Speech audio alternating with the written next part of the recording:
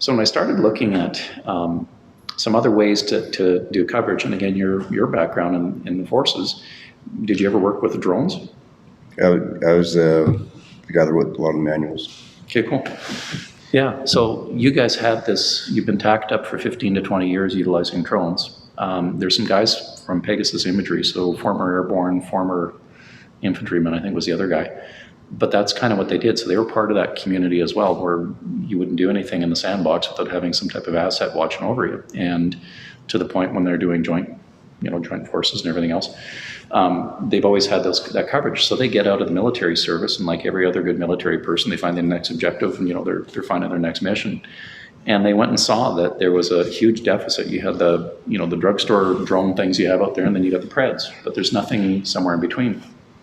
So they thought that was kind of a niche area of space they could play in. They went and got themselves some computer engineers. They started building software, and then they got with a group out of Calgary that actually builds experimental aircraft. And lo and behold, they made some drones. Well, these things are really good.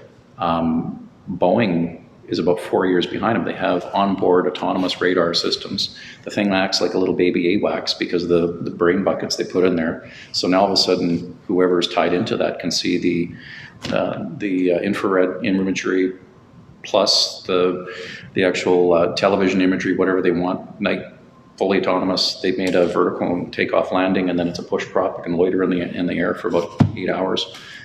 So all of a sudden, industry is looking at these things for doing, superficial mapping, LiDAR type work, even right-of-way inspections, those things.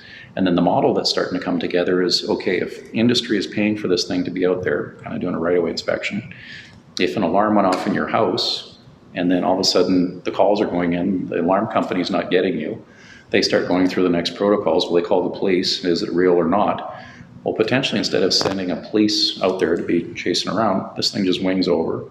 The hour meter stops for industry. It goes over into that safety bucket that we have, and then it flies over and takes a look. Now, let's say there's bad guys there doing bad guy stuff. This thing just stays over top. So any of the police services now can tie into it and see exactly what's happening. Whoever's closest can go there. If the bad guys take off, this thing just whips along and follows them. And now it's the other way. The hounds are going to get the rabbit, not the other way around. So that's what we're looking at on that side.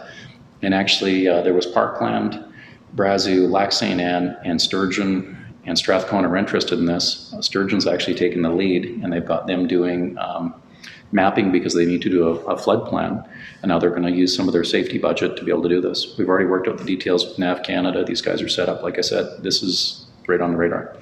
And the whole intent on this little study that I started pulling together was to take existing dollars that we have in the policing budget, not ramp up something else, and just start allocating that.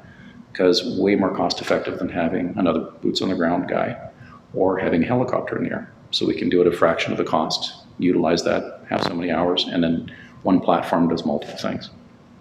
So those are some of the things. And, again, you would know, if someone's in your house, I might not be able to see from the outside with a camera, but I can see infrared. Mm-hmm. And I can tell you within a meter of where you're at, regardless of conditions. So that's the type of thing that we can do. And those are the things that we're talking about. And I can't wait. It'll be like throwing up the Batman signal when we hammer somebody up against the wall for doing bad guy stuff and keep everybody safe. And we got our little drone saying this is part of the thing of why we did it and how. Because again, it's they know where the people are sitting, but they don't know what's in the air and what's around them.